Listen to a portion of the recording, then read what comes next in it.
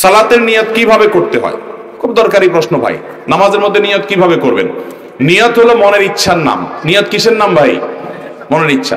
আপনার মনের ভিতরে যদি এটি থাকে যে আমি এখন ফজরের নামাজ পড়বো, দাঁড়ানোর সময় আপনি হাত বাঁধবেন আল্লাহু আকবার বলে, এখন আপনার মাথায় আছে যে আপনি ফজর নামাজ পড়বেন, তাহলে আপনার নিয়ত আছে, যথেষ্ট। ফজরের কি সুন্নত পড়তেছেন না ফরজ পড়তেছেন আপনি সেটাও জানেন, বাস, তাহলে আপনার নিয়ত আছে। নিয়ত হলো ইচ্ছার নাম, বাস।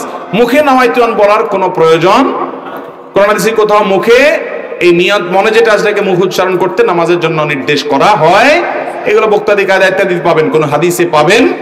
বিধায় আপনি নামাজ হোক রোজা হোক কি ইবাদত করছেন আপনি সেটাকে পার্থক্য করতে পারছেন। ধরুন আপনি এখন নামাজে দাঁড়াবেন, কেউ যদি আপনার জিজ্ঞেস করে ভাই থামেন কি নামাজ পড়তেছেন, আপনি যদি সাথে সাথে উত্তর দিতে পারেন ভাই আমি আজকে ফজরের 2 রাকাত সুন্নাত পড়তেছি, তাহলে আপনার নিয়ত ঠিক আছে, ওকে, আপনার নিয়ত আছে, নামাজ হয়ে যাবে। ইন্নামাল আমালু বিন্নিয়াতের উপর আপনি আমল করছেন।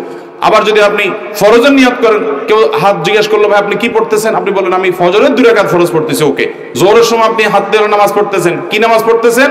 হাত তোলার আগে আপনার মাথায় আছে যে আপনি জোহরের 4 রাকাত সুন্নাত পড়তেছেন, অথবা ফরজ অথবা ফরজ সুন্নাত যেটাই পড়ছেন ওটা আপনার মাথায় আছে, বাস, তাহলে আপনার নিয়ত আছে। প্রথম হলো আপনি ইবাদতের নিয়তে করছেন, কি ইবাদত করছেন, কোন ওয়াক্তেরটা করছেন, ফরজ করতেছেন না সুন্নাত করতেছেন, এটা আপনার মাথায় আছে, বাস, এটার নামে নিয়ত। নিয়ত হলো মনের ইচ্ছা যে আপনার প্ল্যানটা কি, এটা আপনার জানা আছে, যথেষ্ট। নিয়ত আলাদা মুখে উচ্চারণ করার প্রয়োজন নাই।